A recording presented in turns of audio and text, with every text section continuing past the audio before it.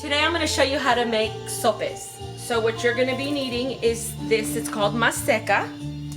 Make sure you get the one that says for corn masa flour, okay?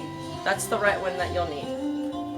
And depending on how many people you're going to be making sopes for,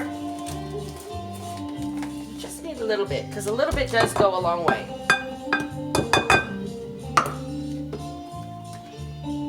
You want to add some water, and you'll see. You're going to start mixing it up, okay? And I'm going to show you. When you mix it up, you want it to get like dough. If it's too watery, then you add more maseca. Okay, so you'll see here that it's still a little pasty or sticky. You're going to add some more flour.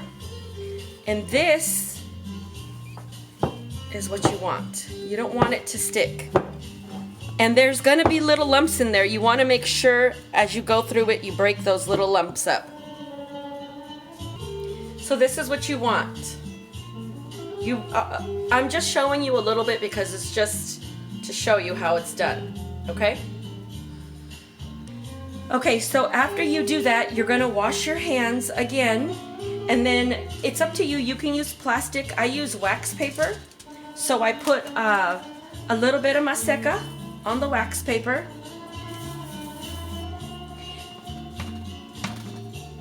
And I get a little bit and I roll it.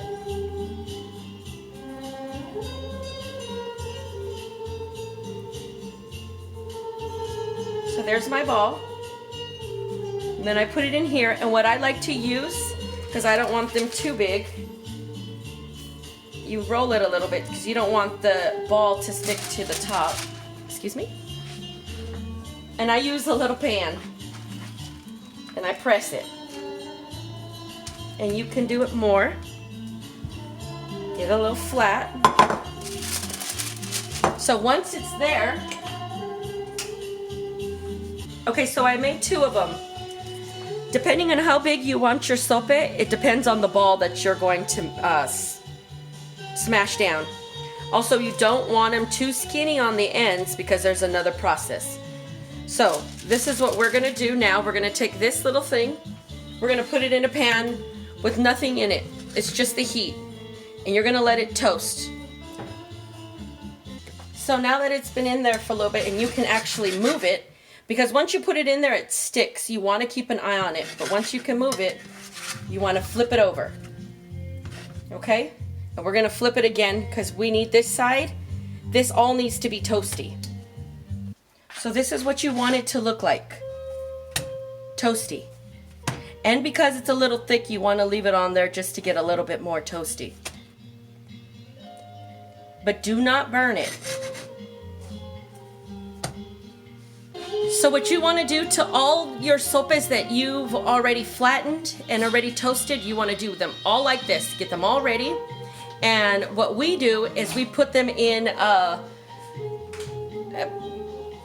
napkin or a cloth because you don't want them to get hard. So this is what we do now. You get the edges and you pinch them. You're going to pinch the edges. You're going to bring them to the side with the little pinchers.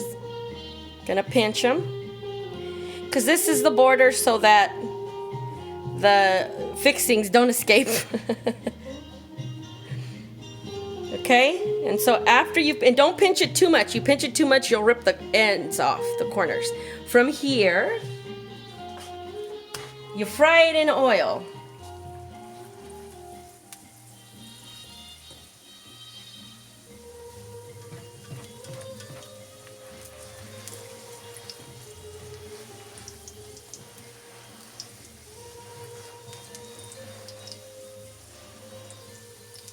I'll show you what's supposed to, this process.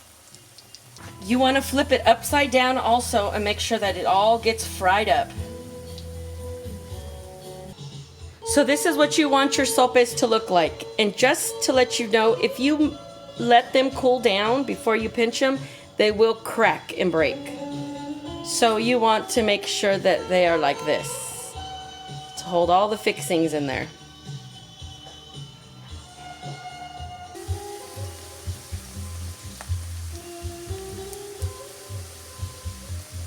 And this is what they're supposed to look like. They're supposed to be, the wall is supposed to be up so that you can fill it with stuff. And I'm going to show you what we do. So this is a super simple salsa. You get some green tomato and some serrano chili, add salt, and blend.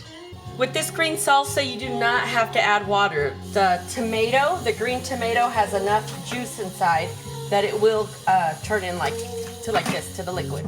So we usually put refried beans in the sope, but let me show you first.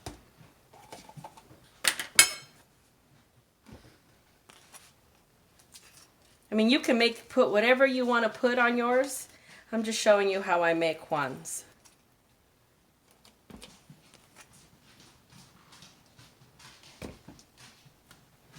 Slap of beans on there.